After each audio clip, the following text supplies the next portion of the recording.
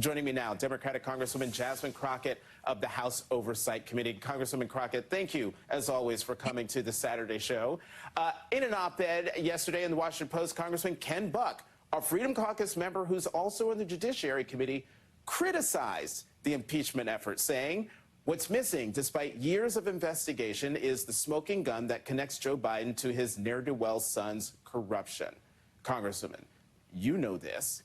I know this. Shirley McCarthy knows this. So why did he call for Biden's impeachment despite it? Because he has no spine. Oh, my goodness. First of all, you're fired up this morning, and I am here for it. But McCarthy has no spine, no control. You know, we saw this on day one when he could not actually become the speaker. And in historic fashion, it took 15 votes. But listen, we also know that McCarthy knows that he doesn't have the votes. He doesn't have the votes to really do anything in this government. But he decided specifically not to take this matter of an impeachment inquiry to the floor because he knew he couldn't get it passed, because he knew people such as Ken Buck would not vote for it, a former prosecutor who is being honest about what they don't have. And to be clear with the American people, honestly, they've been doing their inquiry for the last 9 months, and they've come up with nothing.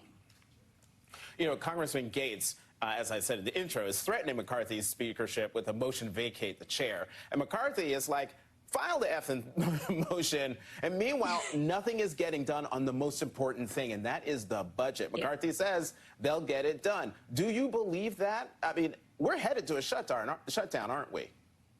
In my opinion, we are. I mean, listen, this week we went in after being out for 6 weeks.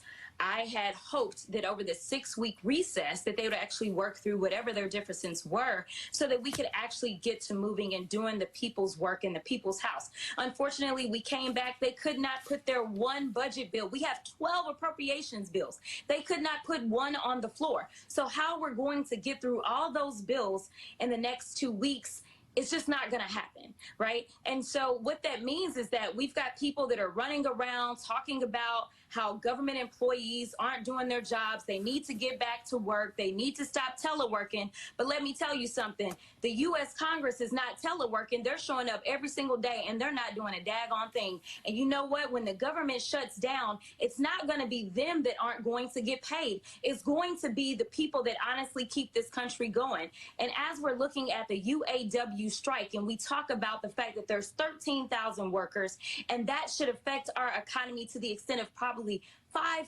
billion in 10 days. Imagine just in the state of Texas, we have 130,000 federal employees. So you imagine what type of impact this will have on our economy. So for those that believe the Republicans are the ones that are good on the economy, that's just a lie, another lie that we get. And for those that believe that the Republicans are strong on the border, guess who's not going to get paid to go to work?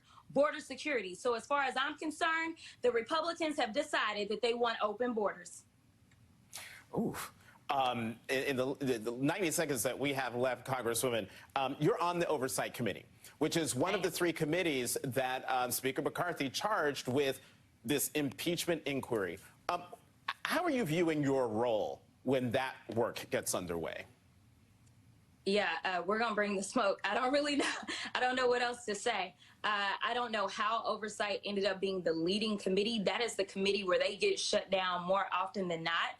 That is the committee that has more MAGAs on it than anything. But it's also the committee that has the Jamie Raskins of the world leading young leaders such as Maxwell Frost, your next guest, Robert Garcia, myself, and so many others. So we will bring the fire as we've been doing. We have continually gone viral in that committee because we are constantly calling out the hypocrisy and flipping things on their heads. So I don't know how we ended up leading it, but we will definitely do our jobs.